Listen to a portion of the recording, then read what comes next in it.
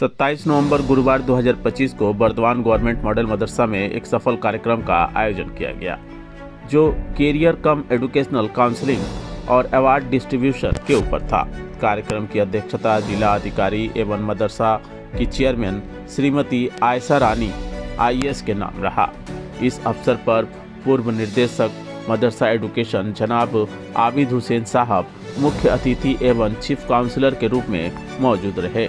इसके अलावा देगर मॉडल मदरसा के हेड मास्टर और मिस्ट्रेस भी मौजूद रही, जिनमें हावड़ा मॉडल मदरसा, साउथ 24 परगना मॉडल मदरसा और वेस्ट बर्धमान मॉडल मदरसा के से आए हेड मास्टर उपस्थित रही। साथ ही साथ कई अन्य गणमान्य अतिथिगण भी मौजूद रहे। कार्यक्रम की शुरुआत कुरान पाक की तिलावत से हुई और अंत में बच्चों ने राष्ट्रीय गीत पेश किया। इसके साथ ही बच्चों ने बांग्ला और अंग्रेजी में मोटिवेशनल गीत गाए, जिससे सभी ने खूब पसंद किया।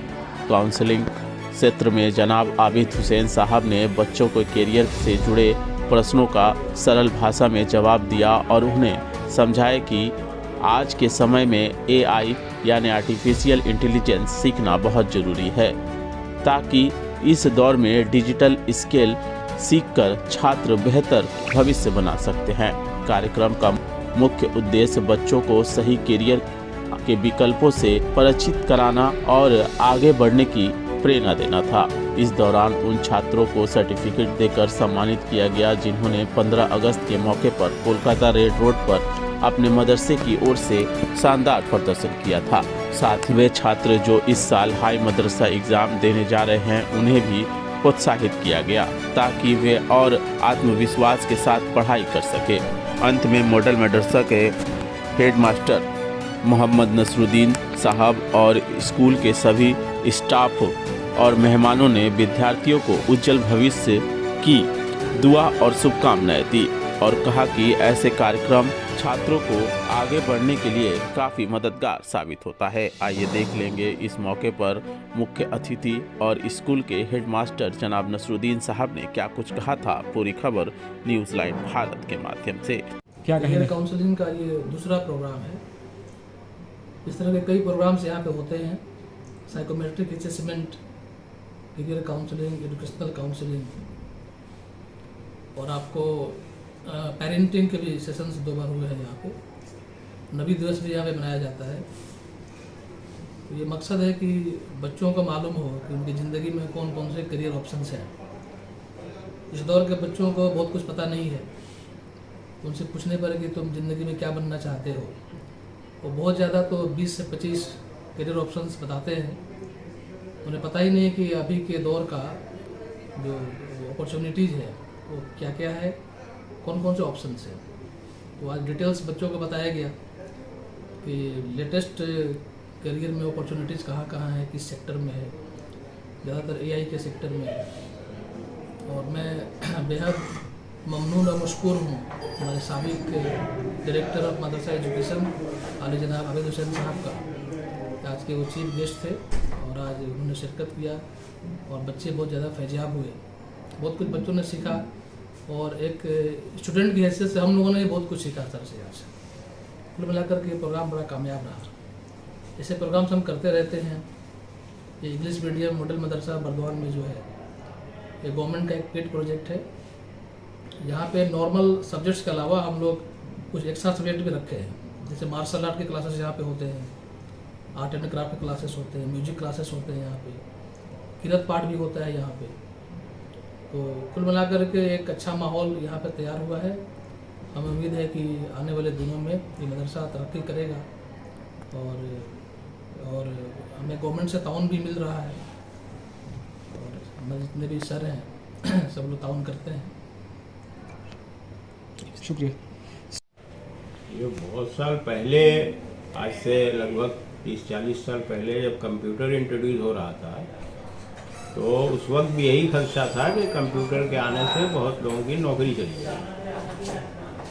तो समाज में जो काम है, सरकारी हो बेसरकारी हो, समाज का काम हो, उस काम में नौकरी किसी की नहीं जाती है। लोगों के स्किल बदलते हैं, स्किल बदलना पड़ता है।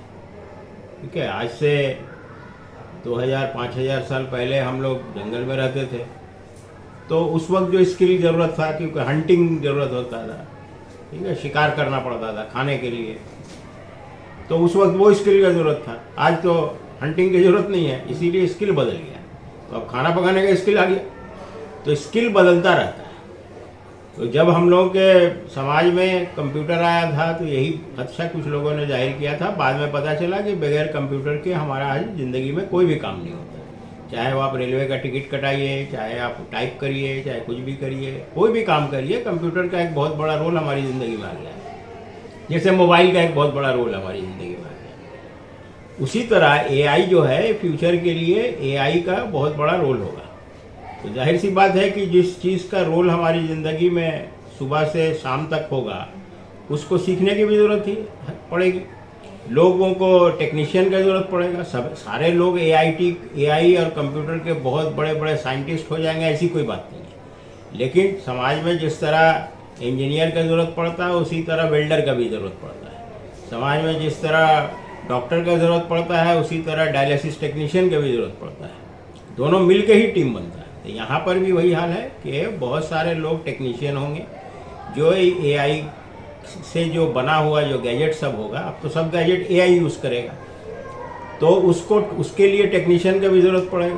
तो ये टेक्नीशियन को ट्रेन करने की ज़रूरत अभी से है, क्योंकि अमेरिका जो है, या जो डेवलप कंट्रीज है, चाइना है, अमेरिका है, मेनली चाइना और अमेरिका, ये दोनों कंट्री जो है अपने आप को बहुत आगे निकल गया है। अब उन लोगों के साथ हमारे मुल्क के लोग अगर इकोनॉमी को कम्पीट करना है, तो जाहिर सी बात है अपने जो मैन पावर है, हमारे यहाँ मैन पावर बहुत बड़ा है, इनको अब सिखाने की ज़रूरत है, बहुत ज़रूरत है। ये अब ज़रूरत पड़ गया, ये कोई अब लग्जरी नहीं है, ये ज़रूरत है। और ज़रूरत वक्त का तकाजा यही है कि अब इनको सिखाना पड़े। इसीलिए जो स्कूली बच्चे हैं, मेरा अपना पर्सनल, चूँकि मैं अब सरकार में नहीं हूँ, इसलिए मेरा पर्सनल अब एफर्ट ये है कि घूम कर स्कूल के बच्चों को ये मोटिवेट करना कि वो AI, coding, data analytics, IoT, internet of things, ये सब जो नया जो फील्ड है, जिसमें जॉब्स आएगा अगले 5 साल में, अगले 10 साल में बहुत जॉब्स आएगा, तो उसके लिए तैयार हो। तो अभी से उनको मोटिवेट करना, उनको बेसिक्स सिखाना और उनके अंदर एक इंटरेस्ट पैदा करना, ताकि एआई हो। अब रही बात एआई का नेगेटिव इम्पैक्ट क्या हो। एआई का नेगेटिव इम्पैक्ट, ऐसा दुनिया में कोई फैसिलिटी नहीं है जिसका नेगेटिव इम्पैक्ट नहीं है। नेगेटिव इम्पैक्ट हर चीज़ का एक अपना, हम लोग दवा खाते हैं, तो दवा का भी एक साइड इफेक्ट होता है। ये गवर्नमेंट है, गवर्नमेंट इसको कंट्रोल करती है, जो रेगुलेटर होते हैं, आइन कानून होता है कि अगर कोई इसका मिसयूज़ करेगा तो उसका क्या सजा वजा दिया जाएगा। लेकिन ज़रूरत जो चीज़ का है वो ज़रूरत, तो अब रोड पे हम लोग चलते हैं, गाड़ी का एक्सीडेंट भी होता है, इसका मतलब ये नहीं है कि कल से रोड पर चलना छोड़ देंगे। रोड पर चलना तो छोड़ नहीं देते हम लोग। तो उसी तरह एआई है, तो एआई का नेगेटिव इम्पैक्ट होगा, ऐसी बात नहीं है कि नहीं होगा। लेकिन उस नेगेटिव इम्पैक्ट पर भी साइंटिस्ट लोग ध्यान दे रहे हैं कि कहाँ कहाँ क्या हो सकता है, और उसका जो प्रिकॉशनरी मेजर है वो सब ले रहे हैं लोग। लेकिन स्टूडेंट्स के लिए अभी वो बहुत दूर है। स्टूडेंट के लिए अभी उसको बेसिक सीखना है। जैसे कंप्यूटर जब आया था, मैं पहली बार कंप्यूटर को देखा था 26 साल की उम्र में, और आज का बच्चा कंप्यूटर को देख लेता है, स्कूल में जैसे ही एडमिशन लेता है वो कंप्यूटर देख लेता है।